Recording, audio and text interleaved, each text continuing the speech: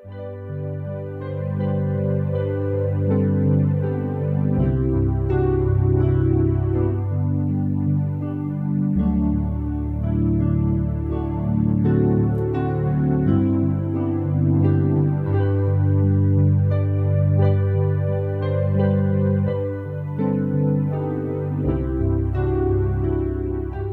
दर्शकों, इस समय असी पिंड ढिलवां कलां इतिहासक स्थान धन गुरु गोबिंद सिंह पातशाह जी का बनया।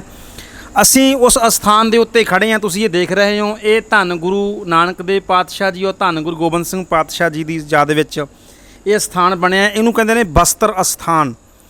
इतिहास ये दसदा है भी जिहड़ा ये अस्थान बनया होया है, ये बाबा सोढ़ी कौल जी जिहड़े कि धन गुरु रामदास साहिब के सपुत्र होए ने बाबा पिरथी चंद जी।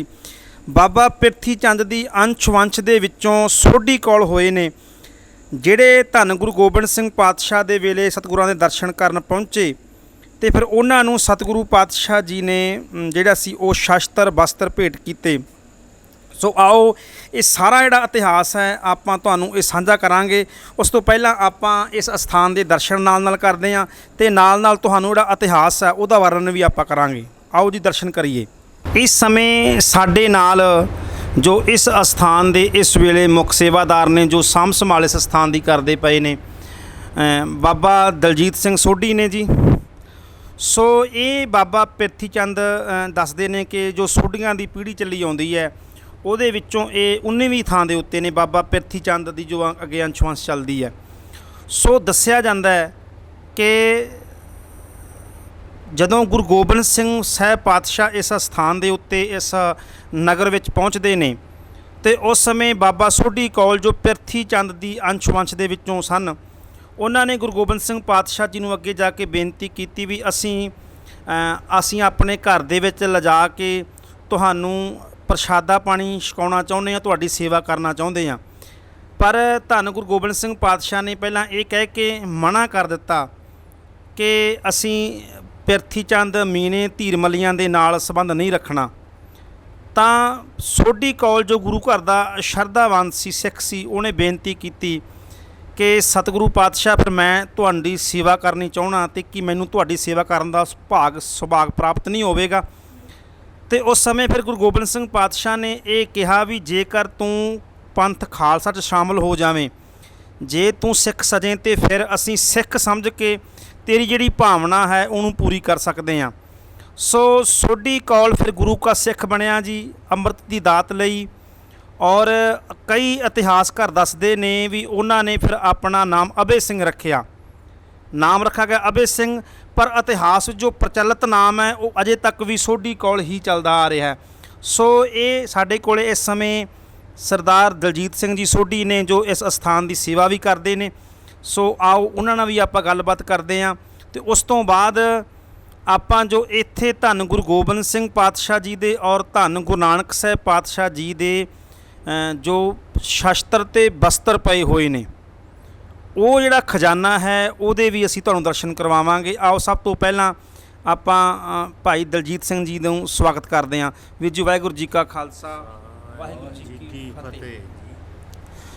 दलजीत सिंह जी तुसीं भागां वाले हो कि तुसीं गुरु रामदास साहिब जी ਦੇ ਸਪੁੱਤਰ बाबा ਪਿਰਥੀ ਚੰਦ ਉਹਨਾਂ ਦੀ ਅੰਸ਼-ਵੰਸ਼ ਦੇ ਵਿੱਚੋਂ ਆ। ਸੋ इस समय जो परिवार है इत्थे इस अस्थान के उत्ते जां नगर दे विच कह लो कि सोढ़ियां दे किन्ने घर वसदे ने? 7-8 घर है जी जिंदा हाले। 7-8 घर है जी। ठीक है। तो जो ये अस्थान है इस अस्थान की साਂਭ संभाल तुसीं कर रहे हो? ये सर बच्चे असल संभालते बच्चे जी, निगरानी बच्चे की, पर सोढ़ी खानदान के हत्थ कोल है जी सेवा गुरु साहब की। तो ये बाबे साडे सेवा करते हैं जी।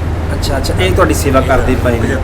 सो जी बाबा जी तुहाडा की नाम है? कुलवंत सिंह। सो भाई कुलवंत सिंह जी साडे नाल ने।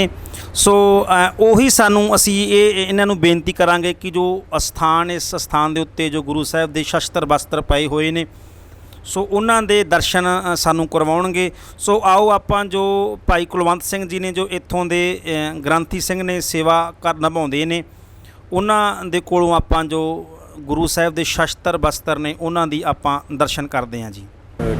ਸੋ ਅਸੀਂ ਖੜ੍ਹੇ ਹਾਂ ਜੀ ਉਸ ਅਸਥਾਨ ਦੇ ਉੱਤੇ ਜਿੱਥੇ ਸਤਿਗੁਰੂ ਪਾਤਸ਼ਾਹ ਜੀ ਦੇ ਸ਼ਸਤਰ ਬਸਤਰ ਨੇ ਜਿਹੜੇ ਉਹ ਪਏ ਹੋਏ ਨੇ। ਸੋ ਨਾਲ ਤੁਸੀਂ ਦੇਖ ਰਹੇ ਹੋ ਕਿ ਭਾਈ ਸਾਹਿਬ ਸਭ ਤੋਂ ਪਹਿਲਾਂ ਉਹ ਰੂਈ ਵਾਲਾ ਚੋਲਾ, ਸੋ ਰੂਈ ਵਾਲਾ ਚੋਲਾ ਦਾ 10ਵੇਂ ਧੰਨ ਗੁਰੂ ਨਾਨਕ ਸਾਹਿਬ ਪਾਤਸ਼ਾਹ ਜੀ ਦਾ ਹੈ। ਤੋ ਜੇ ਗੁਰੂ ਨਾਨਕ ਸਾਹਿਬ ਪਾਤਸ਼ਾਹ ਜੀ ਦਾ ਚੋਲਾ ਤੇ ਫਿਰ ਇਹ ਇਸ ਸਥਾਨ ਦੇ ਉੱਤੇ ਕਿਵੇਂ ਪਹੁੰਚਿਆ ਇਹ ਜੋ ਬਸਤਰ ਨੇ ਗੁਰੂ ਨਾਨਕ ਦੇਵ ਮਹਾਰਾਜ ਸੱਚੇ ਪਾਤਸ਼ਾਹ ਦੇ, ਇਹ ਪਾਕਿਸਤਾਨ ਦੇ ਵਿੱਚ ਕਿਸੇ ਗੁਰਮੁਖ ਪਿਆਰੇ ਨੂੰ ਬਖਸ਼ਿਸ਼ ਹੋਈ। ਉਹ ਗਾਂ ਜਦੋਂ 47 ਦੀ ਵੰਡ ਵੇਲੇ ਇੱਧਰ ਆ ਗਏ ਤੇ ਜਿਵੇਂ ਗੁਰੂ ਕੇ ਕੋਠੇ ਤੋਂ ਵੀ ਇਤਿਹਾਸਕਾਰ ਲਿਖਦੇ ਆ, ਇਹ ਜਿਹੜੇ ਬਸਤਰ ਨੇ ਇਸ ਜਗ੍ਹਾ ਤੇ ਆਏ ਆ। ਗੁਰੂ ਨਾਨਕ ਦੇਵ ਮਹਾਰਾਜ ਸੱਚੇ ਪਾਤਸ਼ਾਹ ਇੱਥੇ ਆਏ ਨਹੀਂ, ਇਹ ਬਸਤਰ ਉੱਥੋਂ ਇਸ ਜਗ੍ਹਾ ਤੇ ਆਏ ਨੇ, ਇੱਕ ਥਾਂ ਤੇ ਇਕੱਤਰ ਕੀਤੇ ਗਏ ਵੀ ਜਿਵੇਂ ਗੁਰੂ 10ਵੇਂ ਪਾਤਸ਼ਾਹ ਦੇ ਬਸਤਰ ਨੇ ਉਹਨਾਂ ਦੇ ਨਾਲ ਹੀ ਇਹਨਾਂ ਦੇ ਦਰਸ਼ਨ ਵੀ ਸੰਗਤਾਂ ਕਰ ਸਕਣ।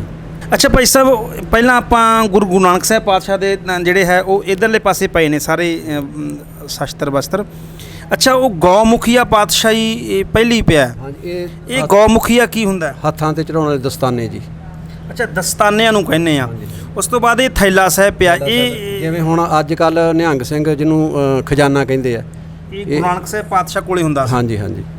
ਸੋ ਇਹ ਵੀ ਇੱਕ ਬਹੁਤ ਜਿਹੜੀ ਸਮਝਣ ਵਾਲੀ ਗੱਲ ਹੈ ਜੀ ਕਿ ਗੁਰੂ ਨਾਨਕ ਸਾਹਿਬ ਪਾਤਸ਼ਾਹ ਜੀ ਦਾ ਜਿਹੜਾ ਇਹ ਥੈਲਾ ਸਾਹਿਬ ਪਿਆ ਹੋਇਆ, ਇਹਦਾ ਭਾਵ ਕਿ ਗੁਰੂ ਨਾਨਕ ਸਾਹਿਬ ਪਾਤਸ਼ਾਹ ਆਪਣੇ ਨਾਲ ਕੋਈ ਪੋਥੀ ਰੱਖਦੇ ਹੋਣਗੇ ਤੇ ਹੋਰ ਸਮਾਨ ਰੱਖਦੇ ਹੋਣਗੇ ਤੇ ਇਹ ਥੈਲਾ ਗੁਰੂ ਸਾਹਿਬ ਜੀ ਉਸ ਸਮੇਂ ਵਰਤਦੇ ਹੋਣਗੇ। ਉਸ ਤੋਂ ਬਾਅਦ ਭਾਈ ਸਾਹਿਬ ਇਹ ਟੋਪਾ ਸਾਹਿਬ ਹੈ, ਇਹ ਵੀ ਗੁਰੂ ਨਾਨਕ ਦੇਵ ਮਹਾਰਾਜ ਸੱਚੇ ਪਾਤਸ਼ਾਹ ਦੇ ਜੀ ਸਿਰ ਤੇ ਲੈਣ ਵਾਸਤੇ।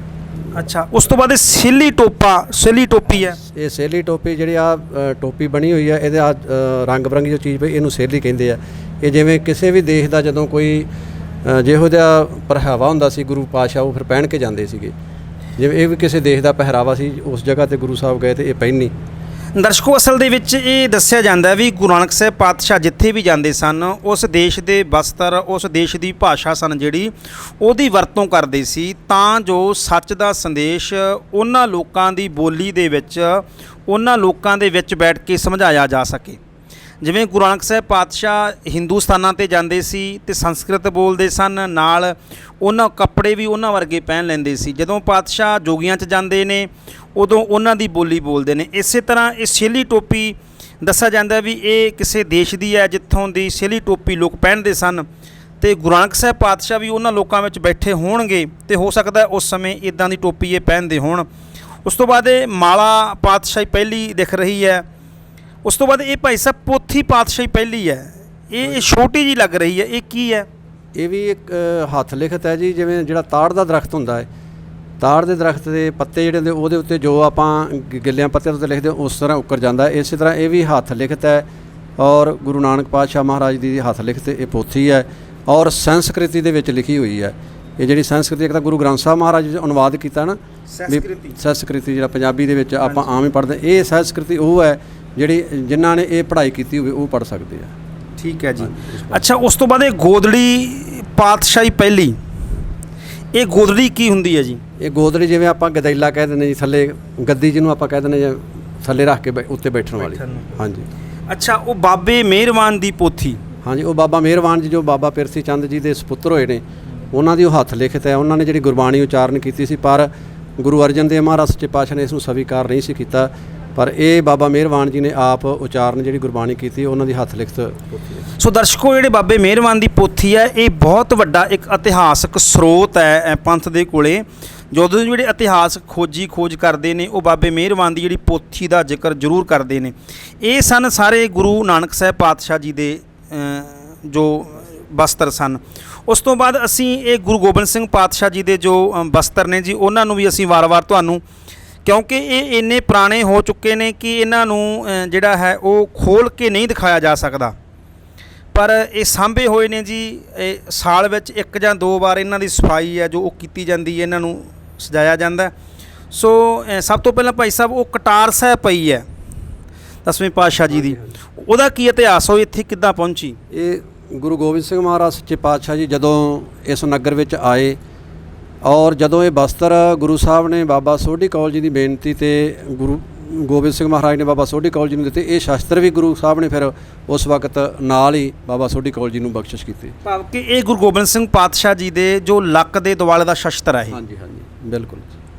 ਉਸ ਤੋਂ ਬਾਅਦ ਗਰਮ ਫਰਗਲ ਪਾਤਸ਼ਾਹੀ 10ਵੀਂ, ਇਹ ਫਰਗਲ ਕੀ ਹੁੰਦਾ ਜੀ? ਇਹ ਆਪਣਾ ਜਿਵੇਂ ਕਿ ਆਪਾਂ ਗਰਮ ਕੋਟ ਕਹਿ ਲਈਏ ਜਾਂ ਐਕਸ਼ਨ ਜਿਹੜੀ ਅੱਜ ਕੱਲ ਬੱਚੇ ਪਹਿਨ ਦੇ ਵਿਆਹ ਸ਼ਾਦੀ ਵੇਲੇ, ਉਸ ਤਰ੍ਹਾਂ ਦਾ ਬਣਿਆ ਸੀ। ਇੱਕ ਪਹਿਲਾਂ ਓਪਨ ਹੋਣ ਕਰਕੇ ਨਾ ਜੀ ਇਹਨੂੰ ਆਮ ਸੰਗਤ ਓਪਨ ਸੀ ਤੇ ਵਿੱਚੋਂ ਇਹਨੂੰ ਤੋੜ ਕੇ ਲੈ ਕੇ ਇਹਦੀ ਜਾਣੀ ਕਿ ਹਾਲਤ ਬਹੁਤ ਖਰਾਬ ਕਰਤੀ ਸੀ ਵੀ ਹੁਣ ਇਹਨੂੰ ਇਸ ਤਰ੍ਹਾਂ ਰੱਖਿਆ ਗਿਆ ਵੀ ਖੋਲ ਕੇ ਨਹੀਂ ਦਿਖਾਇਆ ਜਾ ਸਕਦਾ। ਜਿਵੇਂ ਗਰਮ ਕੋਟ ਆਪਾਂ ਉੱਤੇ ਪਾਉਂਦੇ ਆ, ਇਹ ਗਰਮ ਕੋਟ ਤਰ੍ਹਾਂ ਬਣਿਆ ਜੀ। ਅੱਛਾ ਭਾਈ ਸਾਹਿਬ, ਇਹ ਨਾਲ ਜੁਰਾਬਾਂ ਪਾਤਸ਼ਾਹੀ 10ਵੀਂ ਤੋਂ ਇਹ ਗੁਰੂ ਗੋਬਿੰਦ ਸਿੰਘ ਪਾਤਸ਼ਾਹ ਦੀਆਂ ਜੁਰਾਬਾਂ ਨੇ, ਇਹ ਕਿੱਦਾਂ ਇੱਥੇ ਪਹੁੰਚੀਆਂ ਨੇ?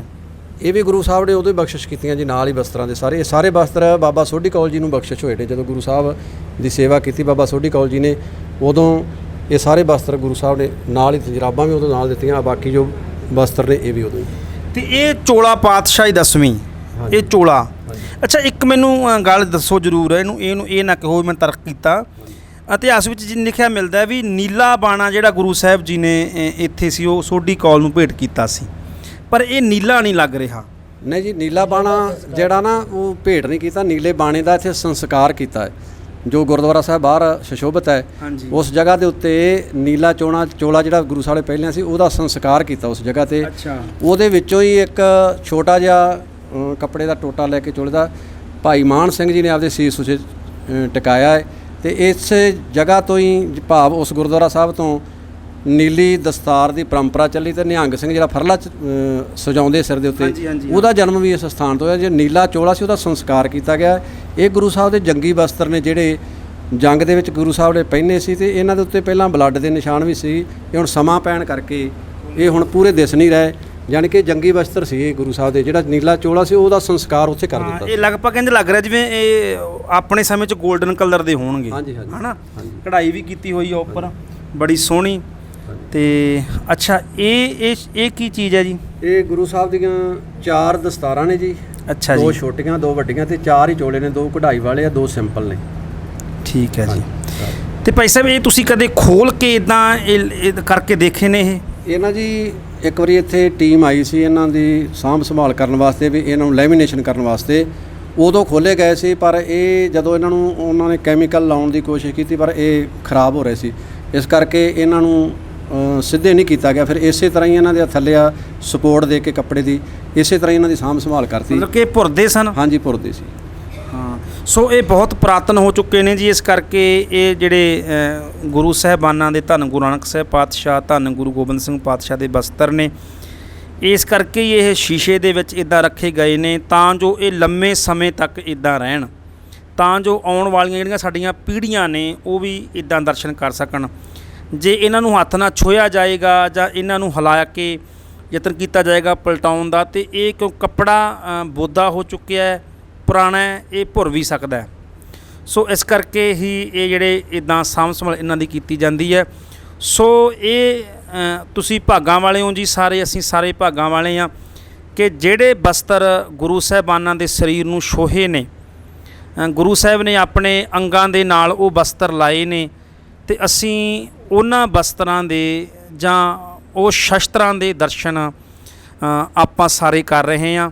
ਸੋ ਜੇਕਰ ਤੁਸੀਂ ਵੀ ਇਹ ਗੁਰੂ ਸਾਹਿਬ ਦੇ ਬਸਤਰ ਨੇ ਜੀ, ਗੁਰੂ ਨਾਨਕ ਸਾਹਿਬ ਪਾਤਸ਼ਾਹ ਦੇ, ਧੰਨ ਗੁਰੂ ਗੋਬਿੰਦ ਸਿੰਘ ਸਾਹਿਬ ਪਾਤਸ਼ਾਹ ਦੇ ਬਸਤਰਾਂ ਦੇ ਦਰਸ਼ਨ ਕਰਨਾ ਚਾਹੁੰਦੇ ਹੋ, ਤੇ ਪਿੰਡ ਢਿੱਲਵਾਂ ਕਲਾਂ ਕੋਟਕਪੂਰੇ ਦੇ ਬਿਲਕੁਲ ਨਜ਼ਦੀਕ ਹੈ। ਸਤਿਗੁਰੂ ਗੁਰੂ ਗੋਬਿੰਦ ਸਿੰਘ ਪਾਤਸ਼ਾਹ ਦੀ ਚਰਨ ਛੋਹ ਪ੍ਰਾਪਤ ਹੈ। ਬਾਬੇ ਪਿਰਥੀ ਚੰਦ ਜੋ ਗੁਰੂ ਰਾਮਦਾਸ ਸਾਹਿਬ ਦੇ ਪੁੱਤਰ ਹੋਏ ਨੇ, ਉਹਨਾਂ ਦੀ ਅੰਸ਼ ਵੰਸ਼ ਹੈ ਜਿਹੜੀ ਉਹ ਇੱਥੇ ਵਸਦੀ ਹੈ। ਸੋ ਤੁਸੀਂ ਇੱਥੇ ਆ ਕੇ ਦਰਸ਼ਨ ਕਰ ਸਕਦੇ ਹੋ। ਜਿਵੇਂ ਬਾਬਾ ਸੋਢੀ ਕੌਲ ਜੀ ਦੀ ਅੰਸ਼ ਵੰਸ਼ ਦੇ ਵਿੱਚੋਂ ਮਾਤਾ ਹਰਬਖਸ਼ ਕੌਰ ਜੀ ਹੋਏ ਨੇ, ਹਾਂਜੀ, ਉਹ ਪਰਿਵਾਰ ਪਹਿਲਾਂ ਸੇਵਾ ਸੰਭਾਲ ਕਰਦਾ ਰਿਹਾ। ਮਾਤਾ ਜੀ ਚੜ੍ਹਾਈ ਕਰਨ ਤੋਂ ਬਾਅਦ ਜਿਵੇਂ ਹੁਣ ਜਿਹੜਾ ਪ੍ਰਬੰਧ ਹੈ, ਹੁਣ ਇਹ ਜਿਹੜੇ ਪਰਿਵਾਰ ਨੇ ਸੋਢੀ ਪਰਿਵਾਰ, ਇਹਨਾਂ ਨੂੰ ਉਹਨਾਂ ਨੇ ਸੌਂਪ ਦਿੱਤਾ, ਕਿਉਂਕਿ ਉਹਨਾਂ ਦੇ ਬੇਟੇ ਜਿਹੜੇ ਉਹ ਵਿਦੇਸ਼ ਰਹਿ ਰਹੇ ਨੇ। ਪਹਿਲਾਂ ਸੇਵਾ ਸੰਭਾਲ ਕਰਦੇ ਸੀ, ਹੁਣ ਇਹਨਾਂ ਪਰਿਵਾਰਾਂ ਦੇ ਕੋਲੇ ਸੇਵਾ ਸੰਭਾਲ ਹੈ। ਔਰ ਮਾਤਾ ਜੀ ਨੇ ਬੇਅੰਤ ਇਸ ਪਾਵਨ ਸਥਾਨ 'ਤੇ ਸੇਵਾ ਕੀਤੀ, ਮਾਤਾ ਹਰਬਖਸ਼ ਕੌਰ ਜੀ ਨੇ, ਉਹਨਾਂ ਦੇ ਬੇਟਿਆਂ ਨੇ। ਔਰ ਉਹਨਾਂ ਦੀ ਚੜ੍ਹਾਈ ਕਰਨ ਤੋਂ ਬਾਅਦ ਫਿਰ ਜਿਹੜਾ ਸਾਰਾ ਪ੍ਰਬੰਧ ਹੈ ਉਹ ਬਾਬਾ ਸੋਢੀ ਸਾਹਿਬ ਜੀ ਔਰ ਦਲਜੀਤ ਸਿੰਘ ਜੀ ਔਰ ਦਮਨਪ੍ਰੀਤ ਸਿੰਘ ਜੀ ਸੋਢੀ, ਰਜਿੰਦਰ ਸਿੰਘ ਜੀ ਸੋਢੀ ਔਰ ਬਾਕੀ ਪਰਿਵਾਰ ਜਿਹੜੇ ਮਨਤਾਰ ਸਿੰਘ ਜੀ ਸੋਢੀ, ਜਿੰਨੇ ਵੀ ਪਰਿਵਾਰ ਨੇ ਸਾਰੇ ਪਰਿਵਾਰਾਂ ਨੂੰ, ਹਾਂਜੀ, ਸਾਰਾ ਜਿਹੜਾ ਪ੍ਰਬੰਧ ਹੈ ਉਹਨਾਂ ਨੂੰ ਸੌਂਪਿਆ ਗਿਆ। ਤੇ ਉਹ ਹੁਣ ਜਿਹੜੀ ਇਹਨਾਂ ਦੀ ਦੇਖ ਰੇਖ ਹੇਠੀ ਇਸ ਸਥਾਨ ਤੇ ਇਹ ਸਾਰਾ ਹੁਣ ਜੋ ਚੱਲ ਰਿਹਾ ਗੁਰੂ ਸਾਹਿਬ ਦੀ ਇਮਾਰਤ ਨਵੀਂ ਬਣਨੀ ਆ, ਬਿਲਡਿੰਗ ਨਵੀਂ ਬਣਨੀ ਆ, ਉਹਦਾ ਪ੍ਰਬੰਧ ਵੀ ਸਾਰਾ ਇੱਧਰ ਪਿਛਲੇ ਪਾਸੇ ਲੰਗਰ ਹਾਲ ਬਣਿਆ ਵਾ ਲੰਗਰ ਤਿਆਰ ਕਰਨ ਵਾਸਤੇ, ਔਰ ਹੋਰ ਵੀ ਬੇਅੰਤ ਸੰਗਤਾਂ ਦੇ ਸਹਿਯੋਗ ਦੇ ਨਾਲ ਜਗ੍ਹਾ ਲਈ ਗਈ ਹੈ ਜਿੱਥੇ ਗੁਰਦੁਆਰਾ ਸਾਹਿਬ ਸੁਸ਼ੋਭਿਤ ਹੋਵੇਗਾ। ਇਹ ਸਾਰਾ ਪ੍ਰਬੰਧ ਹੁਣ ਮਾਤਾ ਜੀ ਦੇ ਪਰਿਵਾਰ ਤੋਂ ਬਾਅਦ ਇਹ ਸੋਢੀ ਪਰਿਵਾਰ ਕਰ ਰਹੇ ਨੇ। ਸੋ ਅਸੀਂ ਸੋਢੀ ਪਰਿਵਾਰ ਦਾ ਔਰ ਭਾਈ ਸਾਹਿਬ ਭਾਈ ਕੁਲਵੰਤ ਸਿੰਘ ਜੀ ਜੋ ਇੱਥੋਂ ਦੇ ਮੁੱਖ ਗ੍ਰੰਥੀ ਸਿੰਘ ਨੇ, ਇਹ ਨਾਲ ਹੀ ਸਾਡੇ ਬਾਬੇ ਪਿਰਥੀ ਚੰਦ ਜੀ ਦੇ ਅੰਸ਼ ਦੇ ਵਿੱਚੋਂ ਬਾਬਾ ਦਲਜੀਤ ਸਿੰਘ ਸੋਢੀ ਸਾਹਿਬ ਨੇ, ਉਹਨਾਂ ਨਾਲ ਵੀ ਅਸੀਂ ਮਿਲੇ ਹਾਂ। ਸੋ ਉਹਨਾਂ ਦਾ ਵੀ ਧੰਨਵਾਦ ਕਰਦੇ ਹਾਂ। ਸੋ ਬਹੁਤ ਬਹੁਤ ਧੰਨਵਾਦ ਭਾਈ ਸਾਹਿਬ ਜੀ ਤੁਹਾਡਾ ਸਾਡੀ ਸਾਰੀ ਟੀਮ ਦੇ ਵੱਲੋਂ। ਮੈਂ ਸੁਖਬੀਰ ਸਿੰਘ ਗੁਰਪ੍ਰੀਤ ਸਿੰਘ ਖਾਈ ਦੇ ਨਾਲ ਪਿੰਡ ਢਿਲਵਾਂ ਕਲਾਂ ਕੋਟਕਪੂਰਾ ਤੋਂ, ਧੰਨਵਾਦ।